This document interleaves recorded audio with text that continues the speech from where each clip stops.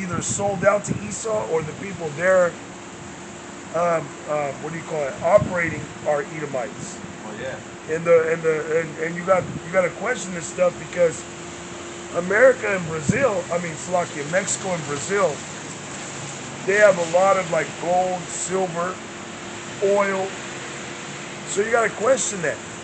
Ultimately, we're under these curses still, man. You know, we are still under the curses that Yahweh Bashem Yahweh Shai put on us.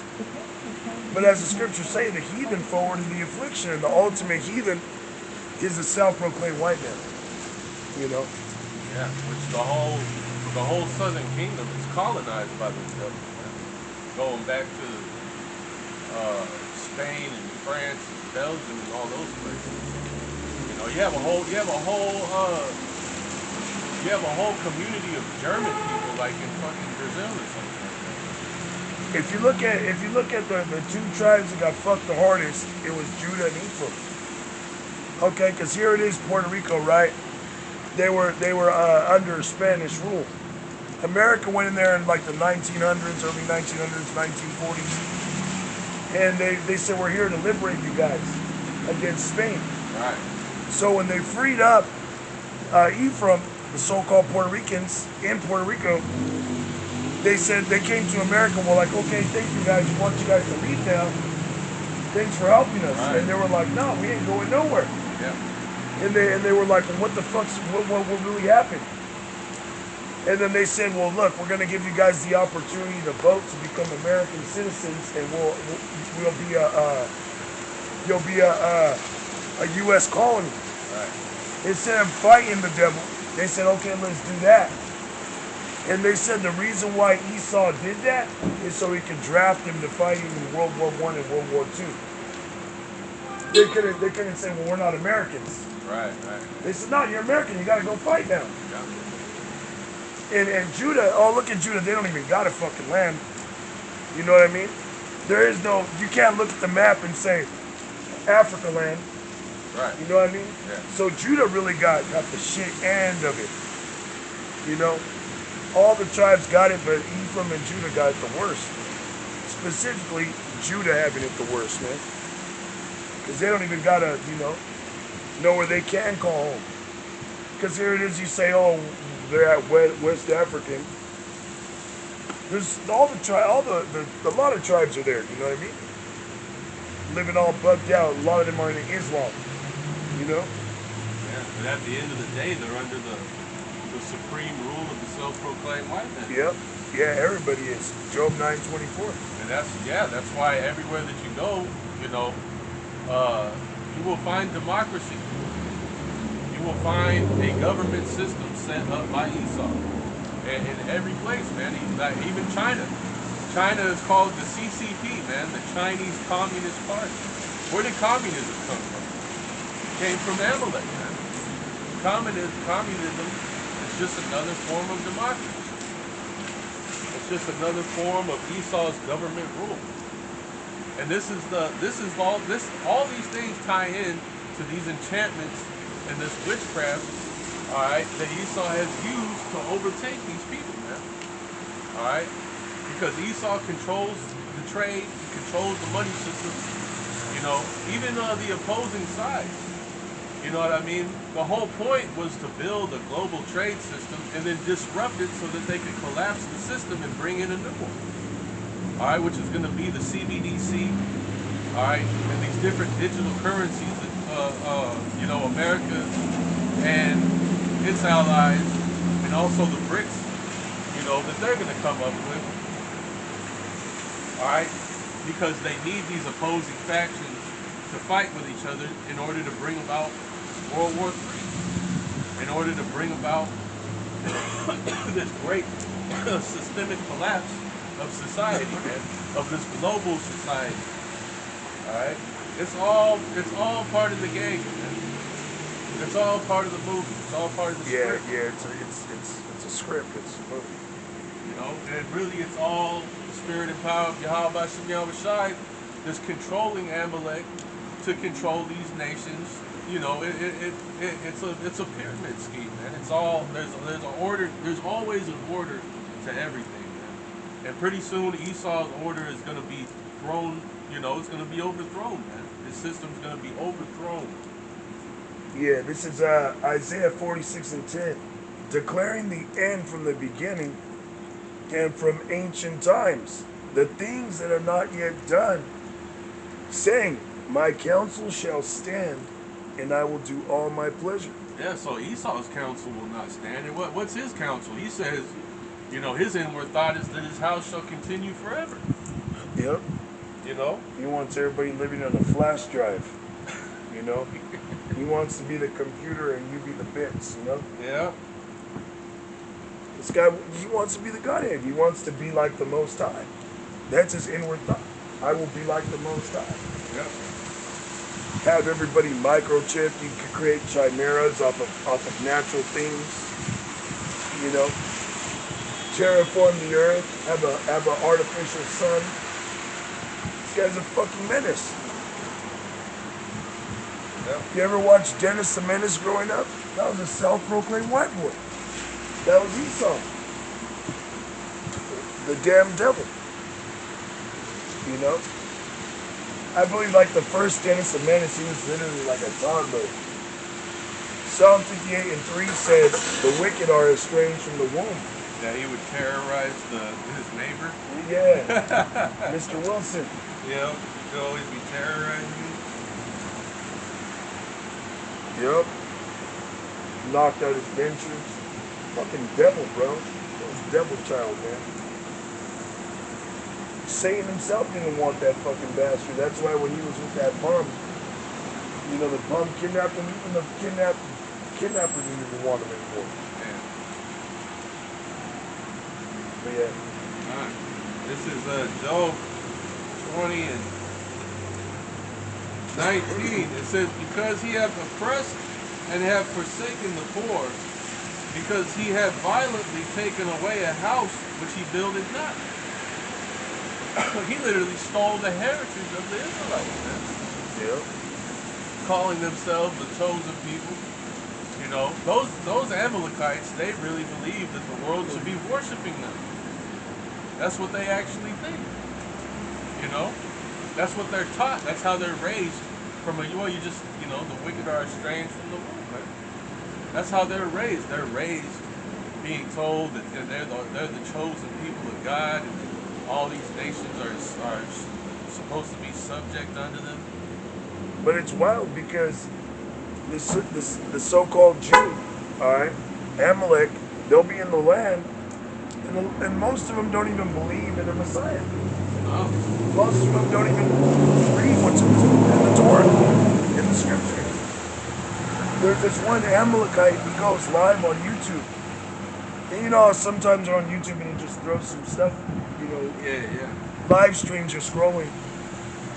And I seen an Amalekite that lives in Israel, and he was talking straight smack about, Jesus Christ, which we call him Yahweh Shai according to the scriptures, according to truth.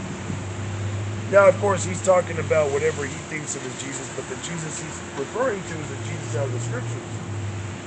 It's not according to knowledge, but, the way people view him. And he was talking smack, saying that he was delusional, that he was a bug out. And he's like, no, I don't believe in that. And he was like, there is some Jews here that are Messianic that I respect, that I talk to from time to time, but at the end of the day, I just tell them, that's your point, and fuck off, because I don't believe in it. He's a damn devil. All right? Yeah, that's how the majority of them think. Yeah. The elite are so-called Jews. The Rothschilds and them.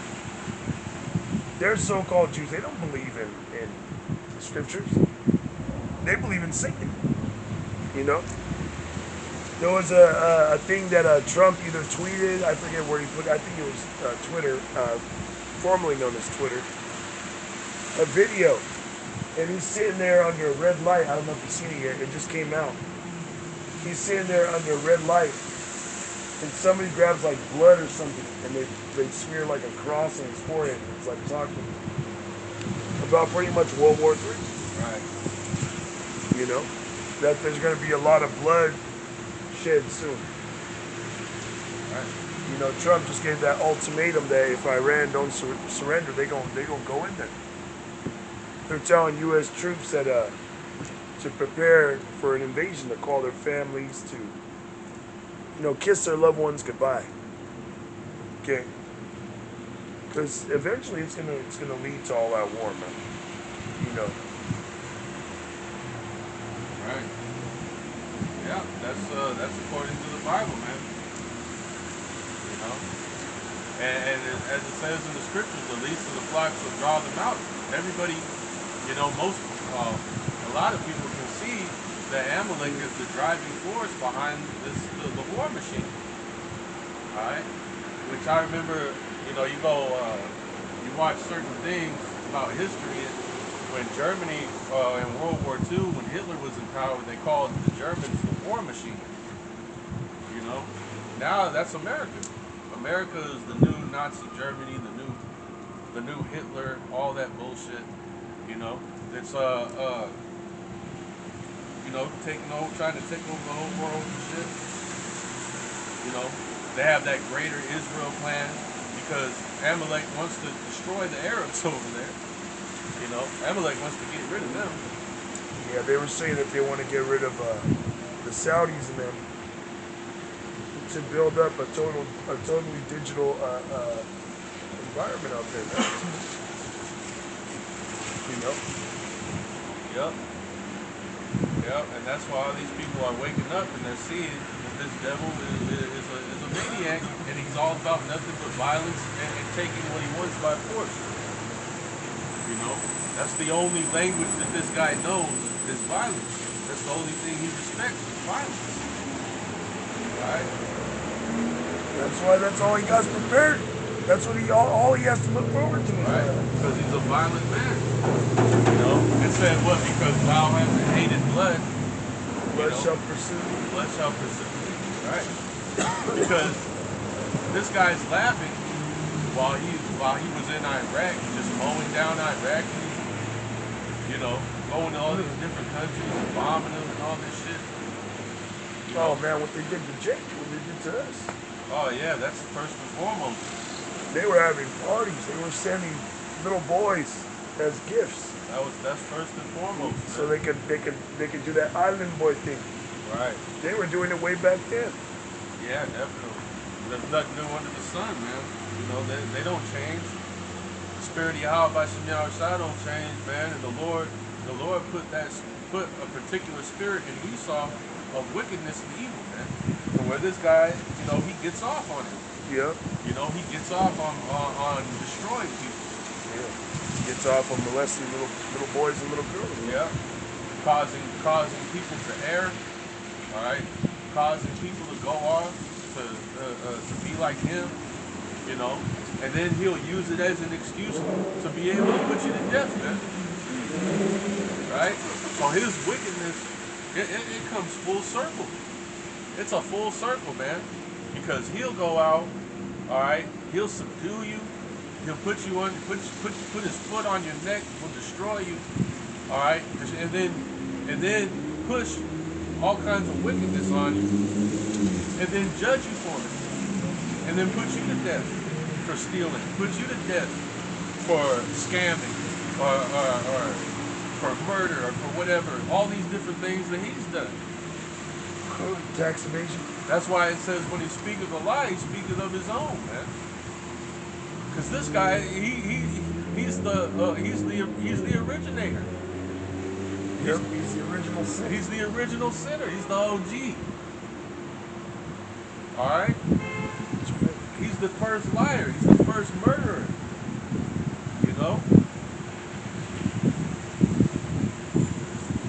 Job 20:19, because he hath oppressed and hath forsaken the poor, because he hath violently taken away a house which he builded not. Right? It says, surely he shall not feel quietness in his belly. Right? What does that mean? He shall not feel quietness in his belly. Meaning that he's not going to have any peace. He's not going to be able to lock in what he wants to lock in. All right. Yeah, and usually, you feel your tumbly rumbly when it's the end of the day and you're starving, man. Yep. You're hungry. Right. You're like, oh shit, I wish I could eat something right now to satisfy this, but I can't. You know. So in other words, this guy's gonna be in fucking pure hell. Right. You know. It says, he shall not save of that which he desired. There shall none of his meat be left. Therefore shall no man look for his goods. Yeah. In the fullness of his sufficiency, he shall be in straits. Every hand of the wicked shall come upon him. When he is about to fill his belly, Yahweh Bashem Yahushai shall cast the fury of his wrath upon him, and shall rain it upon him while he is eating. He shall flee from the iron weapon, and the bow of steel shall strike him through.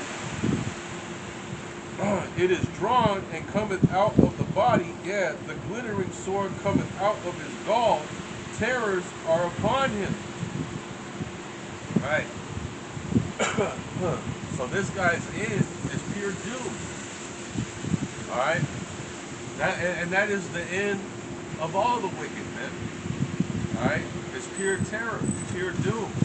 All right. In the kingdom of heaven, this guy is going to go through tremendous, terrific punishments. All right. It tells you the whole world will be quiet and at rest when this guy gets taken down. All right. And then he shall be cast out of the earth, and there shall be no place found for him. That means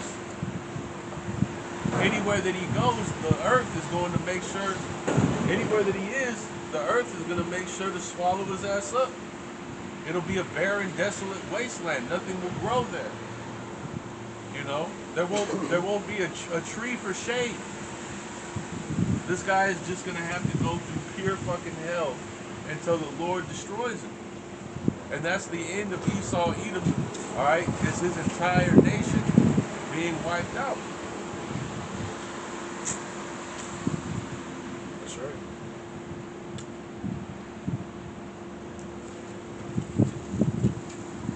You got something? Yeah. This is Revelation chapter 14 and verse.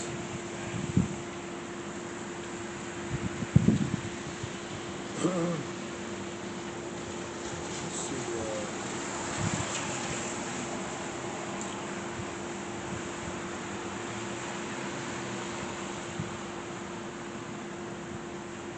yeah. This is Revelation 14 and 16. And he that sat on the cloud thrust in his sickle on the earth, and the earth was reaped. And another angel came out of the temple which is in heaven, he also having a sharp sickle. And another angel came out from the altar which had power over fire, and cried with a loud cry to him that had the sharp sickle, saying, Thrust in thy sharp sickle, and gather the clusters of the vine of the earth, for her grapes are fully ripe. And the angel thrust in his sickle into the earth, and gathered the vine of the earth, and cast it into the great winepress of the wrath of Yahweh. And the winepress was trodden without the city, and blood came out of the winepress, even unto the horses' bridles, by the space of 1,600 furlongs. Yeah, symbolizing mass death, man. Yeah, that nuclear destruction that's going to take place, the destruction of Esau, Edom, which is what we're entering into is, World War III, the Battle of Armageddon. That's why they're out there right now, is to stir it all up, to bring it about. This is Revelation 9 and 16. It says, And the number of the army of the horsemen were 200,000. And I heard the number of them. And thus I saw the horses in the vision, and them that sat on them, having breastplates of fire and of jacinth and brimstone, and the heads of the horses were as the heads of lions, and out of their mouths issued fire and smoke and brimstone.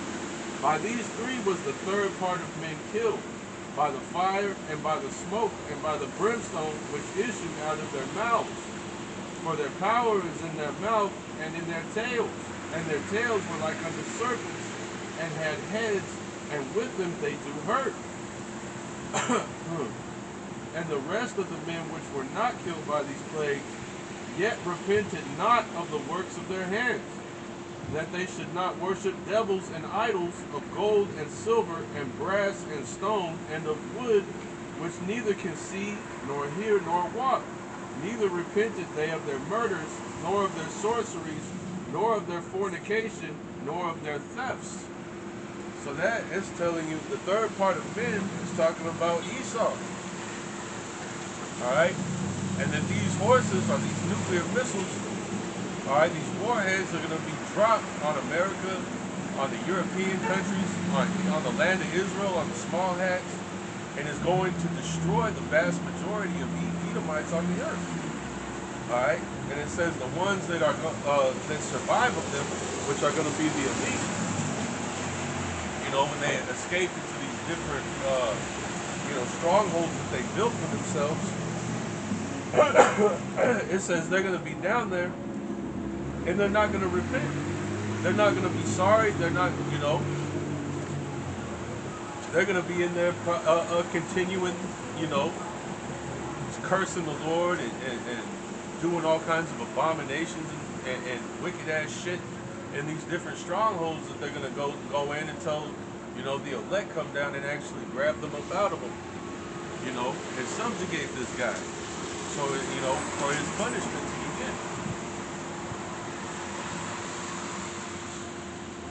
begin. Yeah, I think it said that. Doesn't it say like